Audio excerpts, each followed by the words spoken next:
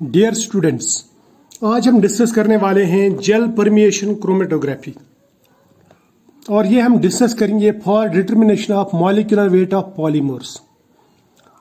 Jail permeation chromatography एक chromatographic technique है, यानी एक सेपरेशन टेक्निक है, लेकिन इस सेपरेशन टेक्निक से हम पॉलीमर का पॉली डिस्पर्सिटी इंडेक्स या मॉलिक्यूलर वेट डिस्ट्रीब्यूशन भी निकाल सकते हैं और नंबर एवरेज मॉलिक्यूलर वेट या वेट एवरेज मॉलिक्यूलर वेट भी डिटरमाइन कर सकते हैं।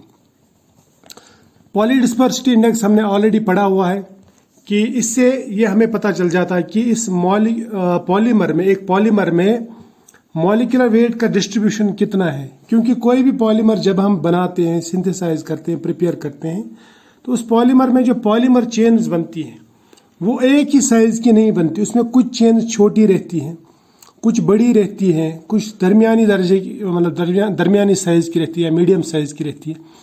अब कौन सी रेंज से कौन सी रेंज तक का पॉलीमर इसमें बन रहा है, ये सब कुछ हमें इस टेक्निक से पता चल सकता है और इसको हम यूज़ कर सकते हैं। और ये एक इम्पॉर्टेंट टेक्निक है जो इंडस्ट्रीज में भी यूज़ की जाती है। अब इस नाम से आपको क्या अंदाज़ा होता है कि जेल परमिएशन क्रोमेटोग्राफी किस तरह की सेपरेशन टेक्निक है। तो सबसे पहले मैं आपको बताता हूं कि जो जेल है, यहाँ पे जो हमने वर्ड जेल यूज किया है, जेल का मतलब रहता है एक ऐसा कोलाइड जो सेमी सॉलिड हो। यहाँ हम इसको कह सकते हैं वो कोलाइड जो लिक्विड इन सॉलिड, यानी सस्पेंडेड जो फेज है वो लिक्विड है और सस्पेंशन मीडियम जो है वो सॉलिड है। यानी ज्यादातर ये सॉलिड रहता है और थोड़ा बहुत इसमें लिक्विड रहता है, यानी सेमी सॉलिड टाइप रहता है। जैसे जैम वगैरह रहता है ना, उसको हम जेल कहते हैं, या जेली टाइप जो रहता है।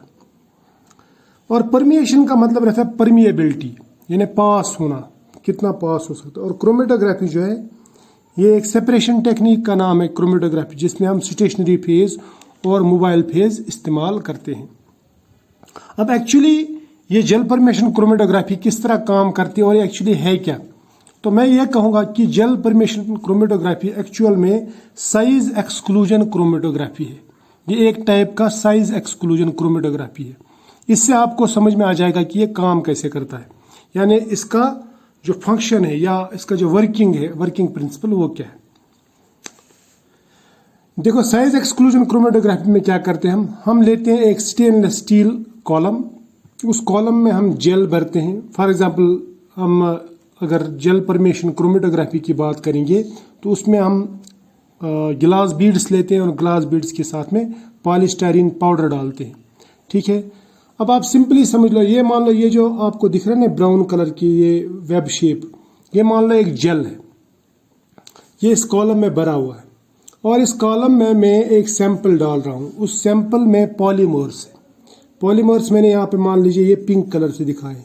अब इसमें कुछ पॉलीमर मॉलिक्यूल्स बड़े हैं, कुछ छोटे हैं, कुछ मीडियम साइज की।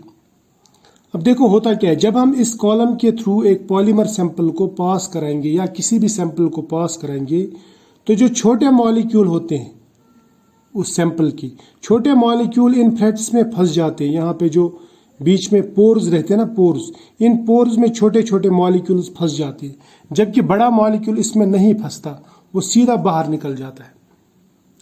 मान लीजिए आपके पास में, आप हाथ पे अगर ऐसा एक शुगर डालेंगे, शुगर इसमें ऐसे डालेंगे, फिर ऐसा कर देंगे इसको, यानी शुगर इसके थ्रू बहा देंगे, फ्लो कराएंगे, तो शुगर की जो बड़े पार्टिकल्स वो सीधे नीचे आ जाते हैं, लेकिन छोटे छोटे पार्टिकल्स आपके हाथ में चिपक जाते हैं।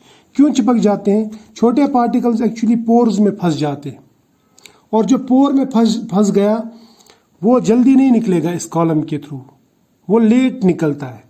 और जो नहीं फंसा, यानी बड़े बड़े मॉलिक्यूल्स, वो जल्दी निकल जाते हैं इस कॉलम के थ्रू।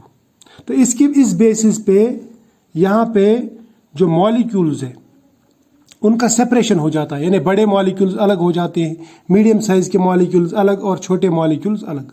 जो जितना बड़ा मॉलिक्यूल होगा वो उतना जल्दी निकल जाता है, और जो जितना छोटा होगा वो उतना पीछे रह जाता है, वो इन फ्लैट्स में फंस जाता है, इन पोर्स में फंस जाता है। क्लियर? ये है साइज एक्सक्लूजन क्रोमेटोग्राफी। अब साइज एक्सक्लूजन क्रोमेटोग्राफी हमारे पास में दो तरह की रहती है। साइज एक्सक्लूजन क्रोमेटोग्राफी मैंने कहा कि दो तरह की रहती है। एक को कहते हैं हम जेल फिल्ट्रेशन क्रोमेटोग्राफी और दूसरे को कहते हैं जेल परमेशन क्रोमेटोग्राफी, जो हम यहाँ पे डिस्कस कर रहे हैं। जेल फिल्ट्रेशन कब कहते हैं इसको? जेल फिल्ट्रेशन क्रोमेटोग्राफी में हम एक्वस सिस्टम या एक्वस फेज इस्तेमाल करते हैं, मोबाइल फेज, ठीक है। यानी जो हम सैंपल लेते हैं वो हम लेते हैं एक्वस मीडियम में, या मैं बोलूँगा कि वहाँ पे वाटर इस्तेमाल करते हैं इस कॉलम के थ्रू पास होने के लिए। जबकि जेल परमेशन क्रोमेटोग्राफी में हम नॉन एक्वस मीडियम लेते हैं। और जेल परमेशन क्रोमेटोग्राफी हम पॉलीमर्स के लिए जनरली यूज़ करते हैं, और ये जो जेल फिल्ट्रेशन क्रोमेटोग्राफी ये यूज़ की जाती है बायोमॉलिक्यूल्स के लिए। अब ये एक्वस और नॉन एक्वस का क्या मतलब है ये समझा देता हूँ मैं। सपोज हमें एक पॉलीमर है, उस पॉलीमर के मॉलिक्यूल्स को सेपरेट कराना है, तो हम इस तरह का एक सिस्टम लेते हैं। एक रफ डायग्राम बताता हूँ मैं। इसमें एक कॉलम रहता है, ठीक है। इस इंस्ट्रूमेंट में जेल परमेशन क्रोमेटोग्राफी जहाँ पे हम करते हैं, एक कॉलम रहता है जिस कॉलम में जेल भर दिया जाता है। जेल क्या रहता है एक्चुअली, हम स्टेरीन भरते हैं, स्टेरीन पाउडर, और उसके बाद में वहाँ पे गिलास बीड्स भी रखते हैं ताकि ये स्टेरीन पाउडर नीचे ना चला जाए, सीधा फिसल ना जाए। और दूसरी बात, यहाँ पे जो गिलास बीड्स है, इसकी वजह से यहाँ पे थोड़े से इसमें पोर्स भी बन जाते हैं, क्लियर। और ये जो कॉलम है स्टेबल भी हो जाता है। उसके बाद में ये जो कॉलम रहता है, कॉलम रहता है 3 to 10 फीट लंबा, ठीक। इसके साथ में डिटेक्टर लगा हुआ रहता है और एक कलेक्टर, यानी जो यहाँ से सैंपल बाद में कलेक्ट करे। और यहाँ पे लगा रहता है एक सॉल्वेंट रिजर्वायर और एक पंप, और ऊपर से हम इसमें सैंपल इंजेक्ट करते हैं। सैंपल हम इंजेक्ट करते हैं 2 to 3 ml पर मिनट, ठीक है। इसके थ्रू पास कराते हैं और इस पंप के थ्रू सॉल्वेंट डाल देते हैं इधर at high pressure 1000 to 4000 psi। अब होता क्या है, जब ये सैंपल इसमें जाता है तो सैंपल के पीछे पीछे सॉल्वेंट भी आता है। सॉल्वेंट इस सैंपल को इसके थ्रू पास कराता है, इसके थ्रू।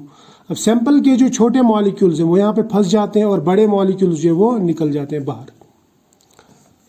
उसके बाद में यहाँ पे डिटेक्टर रहता है, जो रिफ्रैक्टिव इंडेक्स डिटेक्टर रहता है। ये डिटेक्टर डिटेक्ट करता है कि किस तरह के मॉलिक्यूल्स आ गए, यानी बड़ा मॉलिक्यूल आया कि छोटा मॉलिक्यूल। अब ये डिटेक्टर कैसे काम करता है और सॉल्वेंट कौन कौन सा रहता है ये भी मैं बताऊंगा आपको।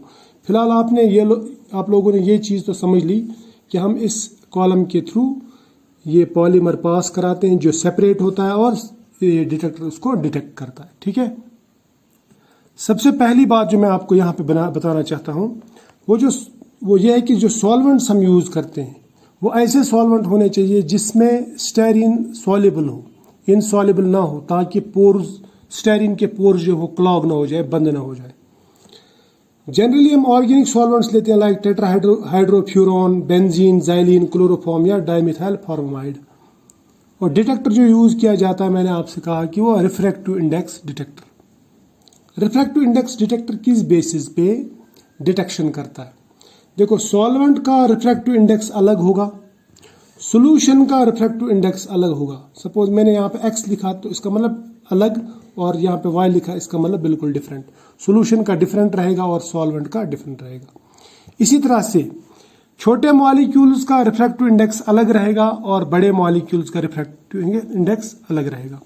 अब अगर मैं refractive index versus time graph बना दूं, जो हमें एक्चुअली मिलता है ग्राफ रिकॉर्डर से, डाटा रिकॉर्डर से, वो ग्राफ इसी तरह मिलता है, रिफ्रैक्टिव इंडेक्स वर्सेस टाइम। वहाँ पे 0 टाइम पे सिर्फ सॉल्वेंट निकलेगा और कुछ देर के बाद में यहाँ पे मॉलिक्यूल्स निकलेंगे। कौन से वाले? बड़े वाले मॉलिक्यूल्स, लार्जर पार्टिकल्स। तो मैं यहाँ पे ये बड़े मॉलिक्यूल्स, तो ये पीक मिल जाएगी हमें, बड़े मॉलिक्यूल्स की पीक। उसके बाद में कुछ देर के बाद में यहाँ पे और एक पीक मिलेगी जिसमें आपको थोड़े छोटे मॉलिक्यूल्स मिलेंगे, ये थोड़े छोटे मॉलिक्यूल्स की पीक।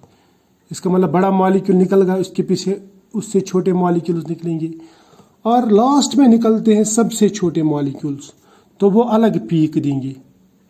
यानी इनका रिफ्रैक्टिव इंडेक्स अलग है, इनका रिफ्रैक्टिव इंडेक्स अलग है, इनका रिफ्रैक्टिव इंडेक्स अलग है, ठीक है। अब यानी इनकी पीक अलग है, इनकी पीक अलग, इनकी पीक अलग।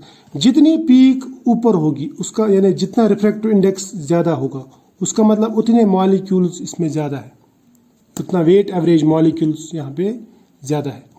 जितना पीक छोटा होगा उसका मतलब उतने उसमें मॉलिक्यूल्स कम होंगे।